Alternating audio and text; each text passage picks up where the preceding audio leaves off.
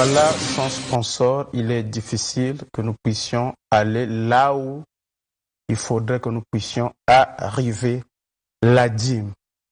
Nous avons déjà abordé ce sujet et la fois passée, nous avions commencé avec le pasteur, le docteur Renaud Boris Mbouta. Donc aujourd'hui, nous faisons honneur au pasteur Baron.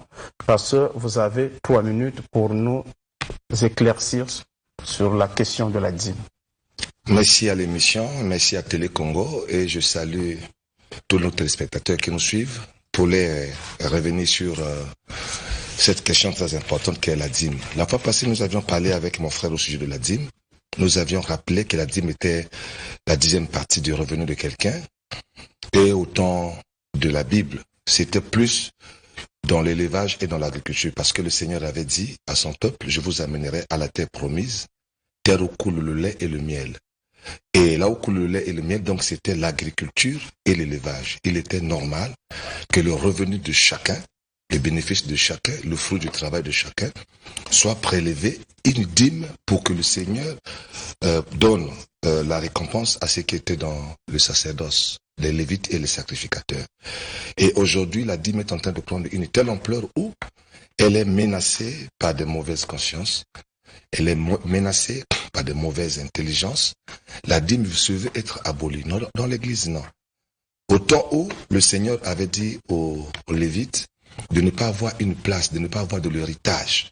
Et leur héritage était dans le service. Parce qu'il avait ordonné que ceux qui servaient au temple devaient se nourrir du temple, ceux qui servaient à l'autel devaient manger à l'autel. Et donc ceux-là vivaient des dons, vivaient de la dîme, vivaient de la libéralité de ce que le peuple devait amener. C'est vrai, aujourd'hui, nous sommes dans la terre promise à notre façon. Nous ne sommes pas en Israël physique. Le Seigneur nous amène de l'Égypte vers lui d'une façon spirituelle. Et donc, c'est lui qui est béni du Seigneur. C'est lui qui travaille. Celui qui se reconnaît dans Dieu, il sait que c'est à cause du Seigneur, ce n'est pas mon intelligence ou ma force qui m'ont donné ces choses, devra prélever la dîme. Et même la dîme, elle est dans les Écritures, un peu comme pas trop parlé dans le Nouveau Testament, parce que dans le Nouveau Testament, la dîme est englobée dans la grande libéralité. Il faudrait que le peuple de Dieu sache cela, et ceux qui obéissent à cette loi de l'Écriture sont richement bénis. Nous appelons au peuple de Dieu de nous suivre le long de cette émission afin de comprendre, parce que certainement, grâce à Dieu, nous allons conclure ce thème sur la dîme pour que nous puissions vous persuader et que le Saint-Esprit vous touche réellement à vous confier au Seigneur comme cela est demandé dans les Écritures. Merci, monsieur le journaliste. Ok, docteur Renaud Boris Mbouta, vous avez 3 minutes. Merci beaucoup. Je salue tous les téléspectateurs dans le nom de Yeshua Mashiach et je salue sans oublier les amoureux de la vérité. Et comme nous avons abordé le sujet depuis une fois déjà, une séance, je crois qu'aujourd'hui nous allons poursuivre et pour cela j'aimerais sûrement éviter de redire ce qui a déjà été dit, puisque ce n'est pas pour ça que nous sommes ici, mais nous devons présenter le bien fondé de la dîme et trouver sa place dans la foi chrétienne, dans le sacerdoce royal qui nous occupe. Je rappelle d'abord en passant que la dîme ou le paiement de la dîme fut un commandement de la loi, à même titre que la circoncision, les diverses offrandes des animaux, ainsi de suite, furent prescrites dans la loi de Moïse à Israël. Excusez-moi Israël, comme vous avez su le reconnaître que c'était une ordonnance instituée à Israël que lorsqu'ils rentreraient dans la terre promise, voici comment ils doivent gérer, puisque c'était un État théocratique et la dîme était une forme d'impôt qu'il fallait verser pour soutenir la nation, puisque les sacrificateurs en vivaient, les rois aussi en vivaient, ainsi de suite. Nous allons entrer dans les détails de cette dîme. Mais est-il justicieux que le croyant aujourd'hui puisse pratiquer une ordonnance de la loi de Moïse? Alors, parlons d'abord de la loi. J'aimerais d'abord vous rappeler, comme vous le savez avec moi, que la dîme est une ordonnance de la loi. Et lorsqu'on parle de la loi, très souvent, il y a un problème d'amalgame qui se pose là-dedans. En parlant de la loi, nous devons d'abord rappeler aux téléspectateurs qu'il y a 3 formes de loi. La loi est statuée en 3 parties ou 3 fractions. Il y a d'abord, premièrement, la loi éternelle, qui témoigne de la sainteté et de la nature divine. Et c'est contre cette loi éternelle que Satan a péché au ciel. Et c'est contre cette loi éternelle que Adam a péché. Et elle nous est déversée ou encore communiquée que sous la forme de décalogue, avec d'autres institutions qui suivent, sous la forme d'une loi morale. Et la deuxième loi, c'est la loi temporelle dite cérémonielle. Et lorsque nous lisons par exemple dans Hébreux chapitre 9, le verset 1er, il est dit: la première alliance avait aussi des ordonnances relatives au culte et le sanctuaire terrestre. Donc c'était des ordonnances relatives au culte et au sanctuaire terrestre. Et la troisième forme de loi, c'était la loi sociale dite circonstancielle. Et elle a débuté avec Moïse, car elle concernait exclusivement les Israélites, et elle contenait les bénédictions, les imprécations, les malédictions, etc., selon Exode 21, verset 1er jusqu'au verset 36. Alors, les trois formes de loi sont là, et en reprenant la parole, nous allons situer où se trouve la dîme parmi ces trois formes de loi. Pasteur Baron, vous avez la parole. La loi de Moïse n'a pas été abolie, la loi de Moïse a été rendue parfaite, parce que, si vous lisez dans le livre de Marc chapitre 2 à partir du verset 5, quand le Seigneur guérit un lépreux, il lui dit: va te montrer dans le temple au sacrificateur et observe, accomplis ce que Moïse avait demandé. Parce que Moïse avait demandé que celui qui était visité par le Seigneur, qui était béni, devait aller rendre grâce. Il devait prendre un prélèvement, une action de grâce, aller voir le sacrificateur qui devait constater et confirmer la guérison de cet homme, et ce monsieur devait donner une action de grâce. Mais le Seigneur ne l'a pas aboli, comme dit mon frère le docteur Arnaud Boris. Non, le Seigneur ne l'a pas aboli. Il a dit à celui qui était guéri. Nous sommes là dans le Nouveau Testament. Il lui dit: va au temple, montre-toi au sacrificateur et donne ce que Moïse avait prescrit de donner. Ça n'a pas été aboli sur le donner. La loi sur la dîme. Au temps d'Israël, le Seigneur réclamait que ça soit en nature. C'était le fruit de la terre, dans le bétail, dans la volaille. Mais dans le nouveau, quand le Seigneur parle de deux personnes qui étaient montées au temple pour prier, il a pris l'exemple, il a dit: un dit, je donne ma dîme. Là, je donne la dîme de tout ce que je reçois. C'est Jésus qui parle de la dîme. Nous sommes dans le Nouveau Testament. Et la dîme dans le Nouveau Testament, la grâce étant venue, l'Église étant envoyée vers la dispensation de l'Église, la dispensation du Saint-Esprit, l'Église est dans la grâce. L'Église a commencé par une grande libéralité où tout ce qui possédait des champs, des bêtes, des biens, les vendait et déposait aux pieds des apôtres. Si moi je travaille aujourd'hui, je gagne un salaire de 100 000 francs. À cause du Seigneur, j'amène les 100 000 francs, je dépose aux pieds des serviteurs de Dieu. Est-ce que dans les 100 000 francs, il n'y a pas ma dîme à l'intérieur? Il faut que seulement j'enlève 10 000 pour dire non, j'ai enlevé 10 000 pour... Non. Au temps des apôtres, au temps de l'Église, au temps de la Pentecôte, quand l'Église a commencé à lancer, c'est la grande libéralité. La loi sur la dîme n'avait jamais été abolie, pas du tout. Et quand Paul écrit aux Corinthiens, nous allons le voir, il a demandé la grande libéralité qui est déjà promise. On ne doit pas revenir sur, et heureusement que le Seigneur a repris, sur par exemple l'action de grâce de celui qui était guéri. Ça, c'est pas la loi de Moïse, ça c'est la loi morale. Parce que avant Moïse, la dîme existe. Depuis même chez les Phéniciens, c'est les Carthaginois, chez les Égyptiens, la dîme existait avant Moïse. Et le Seigneur est venu la rendre parfaite par Moïse parce que Abraham l'a présenté à Melchisédek. Merci. Merci beaucoup. Et je crois qu'on doit foncer là dans le vif du sujet. En vous écoutant ici, vous soutenez que la dîme aujourd'hui est englobée dans la libéralité. Et la fois passée, pourtant, je vous ai dit que la libéralité et la dîme sont deux instructions différentes, totalement différentes. Et avant qu'on puisse parler de ce que nous devons faire, comment est-ce qu'on doit organiser la libéralité, parce que même quand on parlera de la libéralité, comment est-ce qu'elle était pratiquée au niveau de l'Église, je ne vois pas pour l'instant quel est le système religieux dit chrétien qui pratique cette libéralité suivant les ordonnances bibliques. Et pour l'instant, nous sommes sur la dîme.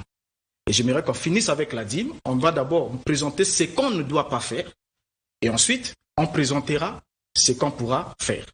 Alors, en regardant d'abord ici, je vous ai dit qu'il y avait trois lois. Et ne commettez pas l'erreur d'insérer la dîme dans la loi morale, parce que la loi morale est éternelle. Elle a commencé depuis le ciel, avant même la création de l'homme. Et Satan a péché ou a transgressé la loi morale qui est basée sur la sainteté, la nature sainte d'Élohim. Alors, tout a commencé, s'il faut revenir sur la loi cérémoniale, tout a commencé avec la chute où l'homme perdut sa relation et sa communion avec son Créateur. Et cette rupture fut entraînée par la désobéissance à un commandement divin. C'est quand l'homme désobéit à la loi morale que l'homme tombe dans le péché. Alors, depuis lors, l'homme devint errant, puisqu'il mourit spirituellement, comme vous le savez, et devint aveugle à toute réalité divine. Alors, l'homme est obligé d'être justifié en vue d'être rendu parfait dans sa relation avec son Créateur. Il doit être justifié devant Elohim, être parfait, comme vous le savez, c'est être sans défaut et sans reproche devant Elohim. Alors, c'est après la chute qu'Elohim va initier la loi cérémonielle. La loi cérémonielle commence après la chute.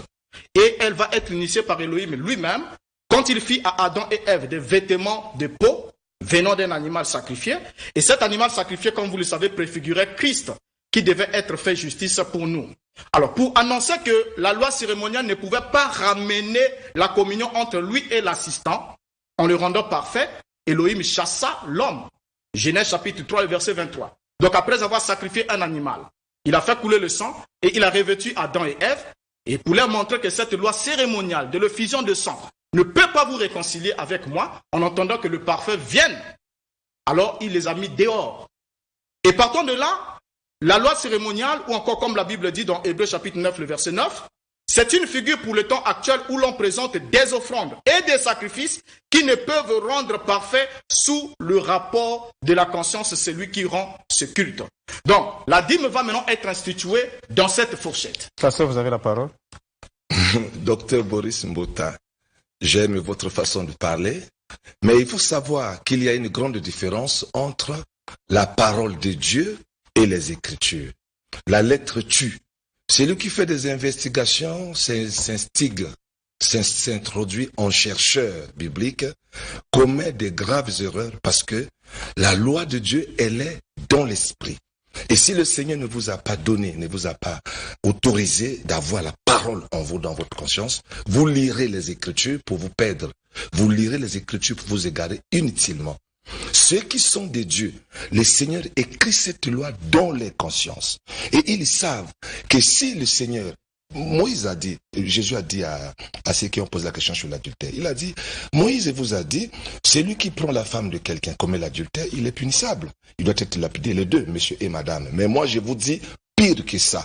Si quelqu'un regarde une femme et la convoite, dans le sens de l'aimer, de la prendre comme femme, il a déjà commis l'adultère. Donc le Seigneur quitte une femme, regarder et aimer la femme qui est déjà mariée, vous commettez l'adultère. Ça veut dire quoi? Ça veut dire que la dîme au temps de Lévi, au temps des sacrificateurs, avait un aspect où le 10e animal était pris et chaque 3e année, on devait célébrer, manger la dîme ensemble, on devait donner aux Lévites et aux sacrificateurs qui n'avaient pas d'héritage, qui n'avaient du salaire que dans cette dîme-là. Mais au temps où l'église est installée, l'église est née, le Saint-Esprit est arrivé, la dîme va dans la grande libéralité. Le Seigneur, parlant de la dîme, je parlais ici de l'exemple qui parlait de 2 personnes qui étaient patrons au temple pour prier, il n'a pas annulé la dîme. La grande libéralité, j'ai pris un exemple clair. Je gagne 100 000 francs. Au temps des Hébreux, j'enlevais 10 000 francs pour donner ma dîme. Donc je restais avec les 90 000 francs. Mais quand vint l'esprit, la libéralité vint en moi, je donne si je dépose mes 100 000 francs au pied de l'œuvre de Dieu, dans les 100 000, il y a déjà ma dîme à l'intérieur. Et c'est ce que le Seigneur attend de nous, parce que le chrétien est un homme qui rend grâce à Dieu. Le fruit de ses lèvres, le fruit de son travail et son corps qui doivent être donnés à Dieu comme une offrande pour un culte agréable, un culte spirituel. Je demande aux enfants de Dieu de ne pas tomber dans cette erreur. De toute façon, le Saint-Esprit les convaincra, parce que la mission de conviction, c'est le Saint-Esprit qui le donne. Revenez sur votre dîme. D'ailleurs, vous êtes bénis à cause de ça. Donner la dîme, c'est reconnaître que je suis ici, je gagne ceci à cause du Seigneur. Et donc je dois faire participer mon œuvre à Dieu en remettant mes offrandes et mes libéralités. Le Seigneur soit avec vous. Merci beaucoup. Je vois que, excusez-moi de vous le dire un peu dans ces termes-là, vous semblez oublier que nous ne sommes pas à l'église, parce que c'est à l'église où les pasteurs certains, bien sûr, s'autorisent à donner leurs instructions et à les faire passer pour la parole du Seigneur. Et parlant du Saint-Esprit qui convainc, je dois vous rappeler que le Saint-Esprit, aux eaux du baptême de Yeshua HaMashiach, descendu sur Yeshua parce que Yeshua était la parole qui a été faite chair. Donc l'Esprit véritable ne descend que sur la parole rendue manifeste. Si vous n'avez pas une écriture, un verset qui vous permet de soutenir ce que vous êtes en train de dire, alors ne donnez pas cette instruction. Je vais poursuivre pour montrer un élément de fait. On a dit ici, comme je l'ai dit ici tantôt, qu'il y a la loi morale qui est éternelle. Et il y a la loi cérémonielle qui a commencé avec Elohim dans le jardin d'Éden, quand il a sacrifié l'animal pour typifier la venue de Christ, qui devait venir pour la rédemption de la race humaine. Et il y avait aussi la loi sociale. Maintenant, les trois lois ont été institutionnalisées par Moïse, mais la loi morale ou encore la loi éternelle, c'est la seule qui existait avant Moïse. Mais Abraham, donc depuis Adam jusqu'à Moïse, la loi cérémoniale existait. Et voilà pourquoi quand Abraham arrive, il continue à sacrifier des animaux, il va payer la dîme une seule fois, et je vous le rappelle encore, qu'Abraham a payé la dîme pendant qu'il n'était même pas encore dans l'alliance avec Yahweh. Il n'y avait pas encore une conclusion d'alliance avec Yahweh. Et il était incirconcis dans sa chair. Mais après qu'il est rentré dans une alliance avec Yahweh et qu'il a été circoncis, Abraham n'a plus jamais prélevé la dîme. Et en plus, il faut le rappeler, il ne l'a jamais prélevé dans son gros et menu bétail. Il l'a prélevé dans le butin de guerre.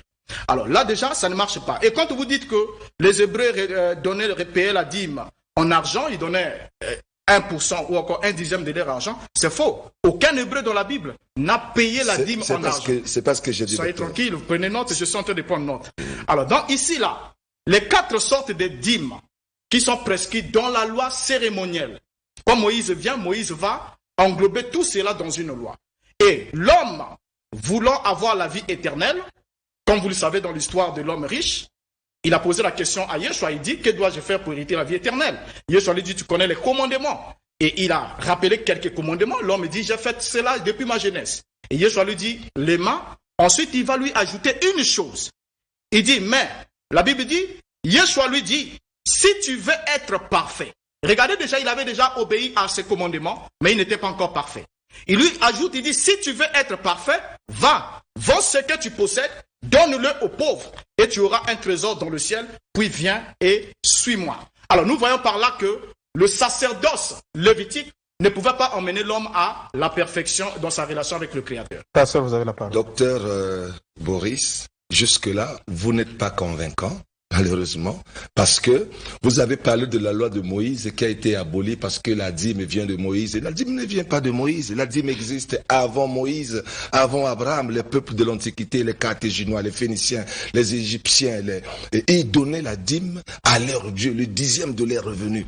Comme Moïse, comme Abraham plutôt le fait, il obéit à cette coutume. Après avoir gagné la guerre, il se reconnaît dans le Seigneur et il donne sa dîme. Écoutez, peuple de Dieu, il ne faudrait pas, la Bible nous dit clairement que dans les derniers jours, il s'élèvera beaucoup de choses. Les gens seront incrédules, ennemis du Seigneur, amis de l'argent. Les gens qui croient combattre la dîme, pour eux, la dîme est une pratique qui est en train d'enrichir les pasteurs. Les pasteurs deviennent gros, les pasteurs achètent des voitures, ils se font des luxes pour aller en étranger parce qu'ils ont la dîme. Non, ça c'est la haine inutilement. Et rappelez-vous encore que l'ennemi du Seigneur qu'on appelle l'Antichrist se révélera dans les derniers jours pour combattre le Seigneur dans toutes ses formes. La Bible dit, donnez et il vous sera donné. Alors celui qui donne est béni du Seigneur. Il reconnaît que c'est le Seigneur qui lui accorde. Si vous donnez votre dîme, vous êtes béni. Le Seigneur nous a déjà prévenu dans le livre de Daniel, chapitre 9 au verset 27, que celui qui fera une solide alliance avec beaucoup de nations reviendra en bienfaiteur. Il interdira même les offrandes. Ici, le docteur est en train de dire la libéralité, les offrandes, c'est pas interdit. Mais un jour, quelqu'un passera ici pour dire même les offrandes de l'Emabonza. C'est pour enrichir les pasteurs et les femmes. Ne donnez pas. Reconnaissez que c'est le diable, c'est l'Antichrist qui combatte ces choses. Ne faites pas du mal au vin et à l'huile.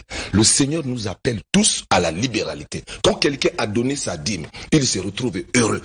Le Seigneur il n'y a pas une loi qui abolit la dîme. Je parle ici de la reconnaissance qu'on appelle l'action de grâce. Quand quelqu'un a vu la main du Seigneur, il a été guéri, il a été béni, il a été visité, il a été même au cours d'un voyage accompagné par le Seigneur. À la fin, il revient auprès du Seigneur, il dit, je dis merci à Dieu, je dépose une action de grâce. Ça, le Seigneur a envoyé un lépreux qui était guéri d'aller voir le sacrificateur et de donner ce que Moïse avait prescrit. Moïse avait effacé quoi? La loi de Moïse a été rendue parfaite par le Seigneur. La loi n'a pas été abolie. Le Seigneur plutôt a approfondi et a fait comprendre. Si la dîme était le 10e, aujourd'hui, si je donne ma dîme, au lieu de donner sous 100 000, 10 000, je peux donner 15 000 francs.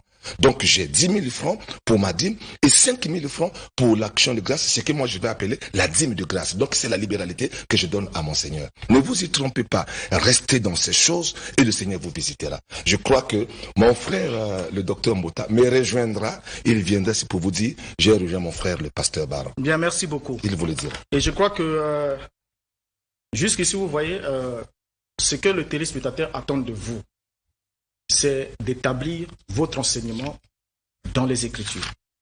Pourtant, vous avez une Bible avec vous. Je suis dans les Écritures. C'est bien, mais vous ne citez aucun verset biblique. Je les donne. Non, vous ne citez aucun verset biblique. Attendez, c'est mon temps de parole. Je vais vous montrer une chose, un élément de fait. Je vous ai démontré ici que la dîme faisait partie de la loi cérémonielle, associée avec le sacrifice des animaux et ainsi de suite.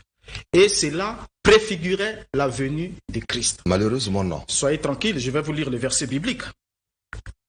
L'apôtre Paul dit ceci, on va l'appeler. Il y a un verset, docteur. Romains chapitre 2, le verset 13. Soyez tranquille, mon cher ami. Romains chapitre 2, le verset 13 dit, « Ce ne sont pas en effet ceux qui écoutent la loi qui sont justes devant Elohim, mais ce sont ceux qui la mettent en pratique qui seront justifiés. » Et quelqu'un peut-il mettre la loi en pratique? Comme il est dit dans ce verset, la réponse est non. Pourquoi?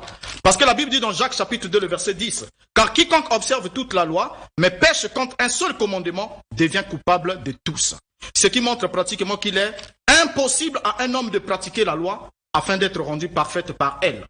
Et dans Romains chapitre 3, le verset 20, il est dit, « Car nul ne sera justifié devant lui par les œuvres de la loi, parce que c'est par la loi que vient la connaissance du péché. » Donc, nul ne sera justifié devant Elohim en payant sa dîme. C'est une œuvre de la loi. Et Paul ajoute dans Romains 3, verset 28, « Car nous pensons que l'homme est justifié par la foi sans les œuvres de la loi. » Sans les œuvres de la loi. Donc, la dîme étant une œuvre de la loi, elle ne peut pas contribuer à la justification de l'homme. Et après que l'homme soit justifié par la grâce, d'abord, l'exemple que vous avez pris du pharisien et du publicain dans le temple est très éloquent. Le Christ présente le publicain et le pharisien. Mais qui est celui qui avait payé la dîme? C'était le pharisien qui payait la dîme. Il dit, je te loue parce que je ne suis pas comme le reste des hommes, je paye mes dîmes, je gêne, je fais tout ce... Il a présenté ses œuvres, et c'était les œuvres de la loi cérémoniale. Mais Yeshua dit, lequel des deux est rentré chez lui justifié? C'est celui qui avait dit, sois apaisé envers moi qui suis pauvre pécheur. Il n'a pas présenté une seule œuvre de la loi pour accéder à la justice. Bon, maintenant ici, après qu'on ait été justifié par la grâce, est-ce qu'on peut pratiquer de nouveau une œuvre de la loi? Je vous dis non. Pourquoi? L'apôtre Paul répond ceci. Dans Galates chapitre 3, le verset 11. Il dit, et que nul ne soit justifié devant Elohim par la loi, cela est évident puisqu'il a dit, le juste vivra par la foi. Et vous savez, une fois qu'on est justifié, on commence à vivre par la foi. Et la foi vient de ce qu'on entend. Et ce qu'on entend vient de la parole de Christ. Si le Christ n'a pas enseigné la pratique de la dîme, qui est une ordonnance de la loi cérémoniale de Moïse, puisque c'est lui qui était l'accomplissement. Il a dit, Moïse a écrit à mon sujet. Tout ce que Moïse a écrit, les dîmes, et vous allez voir l'origine même des dîmes, ainsi de suite, cela préfigurait Christ. Et la réalité étant venue, on ne peut plus être sous l'ombre qui est la loi. Nous allons prendre quelques réactions des téléspectateurs. Au pasteur Mbota, quand je regarde ici, il y a un téléspectateur qui dit, bon, si on devait supprimer la dîme, pourquoi ne devrait-on pas supprimer aussi les offrandes dans les églises? Pasteur Mbota, vous allez réagir, mais quand je vous accorderai la parole. Il y a un autre qui dit ceci. Bonjour, cher frère, l'adversaire du docteur Mbota ne nous donne pas des versets. Et au pasteur Mbota, on pose aussi la question de savoir, finalement, si on ne devait pas payer la dîme, que vous inspire Malachie 3, le verset 10? C'est aussi une question qui est posée au pasteur Mbota, et au docteur Mbota, j'allais dire. Au docteur Baron, la question est de savoir, est-ce qu'un étudiant devait donner sa dîme dans la mesure où il n'a pas de salaire? Et une autre question, c'est de savoir si la dîme était prélevée pour les Lévites qui n'avaient pas d'autre fonction que le service de Dieu. Aujourd'hui dans l'Église, est-ce qu'un pasteur qui a un salaire, qui travaille quelque part en dehors de l'Église, devait prélever la dîme des fidèles? Pasteur Mbota, vous avez la parole. Merci beaucoup. Et je crois que sur la question des offrandes, d'abord, il faut d'abord définir la nature des offrandes. Parce que j'aimerais plutôt, pour qu'on ne s'embrouille pas, qu'on reste d'abord sur la dîme. Parce que ici, les offrandes seront incluses lorsque nous allons traiter la question des libéralités. Nous allons voir comment est-ce que les apôtres le pratiquaient avec les Écritures et comment est-ce que cela était réparti afin que nous comprenions quelque chose aujourd'hui. Mais pour l'instant, pour la deuxième question sur Malachie, et déjà vous voyez que Malachie, c'est la loi. Malachie, parce que depuis Moïse jusqu'à Jean-Baptiste, nous sommes dans la loi et les prophètes. Et Malachie, la dîme de Malachie, c'est une dîme, une instruction, une réprimande adressée au sacrificateur, parce que c'est le seul qui devait emmener la dîme dans la chambre des trésors, qui était dans le temple. Et là, nous sommes toujours avec Israël. C'est pas, le téléspectateur ne fait pas allusion à ce verset qui dit apporter dans la maison du trésor toutes les dîmes et les offrandes afin qu'il ne manque pas de nourriture dans ma maison. Oui, effectivement. Mais lesquels devaient apporter les dîmes et les offrandes dans la maison du trésor? Ce n'était pas le commun du peuple. C'était des sacrificateurs qui percevaient ce qu'on appelle la dîme de la dîme. Selon Néhémie, c'était la 4e sorte de dîme. Maintenant, ils apportaient ça dans la maison du trésor. Mais dans le même Malachie, il est écrit, oui. Peuple de Dieu, vous me volez en ne payant pas votre dîme en ce moment-là. Je pense que aussi, on ne parle pas que des sacrificateurs, je pense qu'il y a quand même un volet. Non, il n'a pas dit peuple de Dieu, vous me volez. Voyez, tous ces petits détails-là, parce que ça, c'est l'un des versets clés. Que les prédicateurs aiment brandir devant les brebis pour dire vous êtes frappés de malédiction parce que vous me volez. Et là, les gens tremblent. Je suis frappé de malédiction parce que je vole Dieu en ne donnant pas ma dîme. Non, c'est un mensonge absolu. Le livre de Malachie, c'est une réprimande, un blâme adressé aux sacrificateurs. C'est eux qui étaient concernés à emmener la dîme dans la maison du trésor. Et cette dîme de la dîme provenait un dixième de la dîme de la 3e année. Et on devait apporter ça dans la maison du trésor pour qu'il ne manque pas de nourriture dans la maison qui était le temple. Puisque les sacrificateurs travaillaient à temps plein et ils devaient vivre de produits d'une partie des offrandes qui étaient apportées au niveau dans la maison du trésor. Ok, pasteur Baron, suite aux questions qui vous ont été posées, quelles sont vos... D'abord, la dîme n'est pas le 10e du salaire seulement, mais la dîme est le 10e d'un revenu. Celui qui va vendre, il a acheté une marchandise de 50 000 francs, il a trouvé un bénéfice de 20 000 sur cette marchandise. Dans son bénéfice de 20 000, ça c'est son revenu, ça c'est sa sueur, il prélève dans les 20 000 francs la dîme. Donc l'étudiant qui n'a rien n'a pas de dîme à donner. Mais l'étudiant qui, après avoir fait ses cours, est passé enseigner, fait les prestations dans une école privée et a trouvé un petit gain. Ou il a une petite boutique où il vend la paperasse et tout, il a un revenu. Le revenu de sa sueur, c'est dans le revenu et non dans le salaire. À qui on donne la dîme? On donne la dîme à celui qui est à temps plein. Les pasteurs, moi je ne reçois pas la dîme. Parce que je ne suis pas à temps plein. En dehors que je sois pasteur, je suis fonctionnaire de l'État. Et moi, je donne ma dîme. Je donne ma dîme à mon supérieur qui est à temps plein. Celui-là qui est considéré comme un lévite, il n'a pas un autre travail que de servir le Seigneur. Celui qui est à temps plein, il est considéré comme lévite. Il n'a pas de part, il n'a pas de salaire en dehors de l'œuvre de Dieu. À lui, je donne ma dîme. Voilà, ce n'est pas n'importe quel pasteur. Vous venez, non, pasteur Baron. Si, je suis allé au Brésil. J'ai ramené un sac de dîmes du Brésil. Mais ça, je n'ai pas pris. Mais je suis là pour moi. Des voitures. Ça, c'est non, j'ai 10 voitures, mais ça, c'est. J'ai dit, ok. J'ai amené à mon leader. Lui, il est à temps plein. Il n'a pas un salaire que ça. Moi, je travaille à l'État. J'ai amené ma dîme à lui. Et lui qui est supérieur à moi a prié sur moi. Autre chose. Les serviteurs de Dieu. Aujourd'hui, je me suis insurgé contre il n'y a pas longtemps, surtout ceux dites des églises de réveil, qui croient qu'ils doivent se créer des églises, se séparer, sortir, faire une église, parce qu'ils ont besoin de l'argent. C'est une erreur. Ils vont faire des églises pour prélever la dîme, mais c'est une erreur. Un serviteur de Dieu travaille comme Paul travaillait. Paul avait refusé pour lui de prendre ça. Il avait dit, c'est mon droit, mais ce droit, je le décline. Ce droit, je le refuse. Les serviteurs de Dieu doivent travailler de leurs mains, ne pas manger le pain de paresse. Ce n'est pas parce que vous êtes pasteur, vous avez besoin de faire une église pour avoir de la dîme.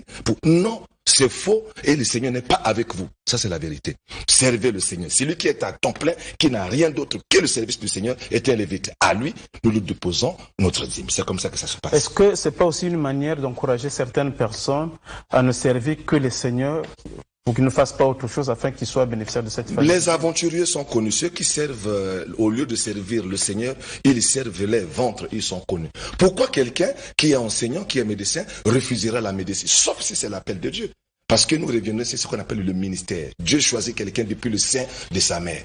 Mais ceux qui sont les ouvriers du Seigneur, qui servent autour d'un père spirituel, pourquoi ils doivent aller quitter le boulot, refuser l'armée pour se créer une cellule de prière et commencer à percevoir les dîmes? Ok, non, Pasteur Baron, vous avez encore votre 3 minutes, vous avez la parole pour continuer votre... J'étais en train j'ai compris enfin, mon frère, le docteur Mbota, il est en train de confondre la foi et la loi.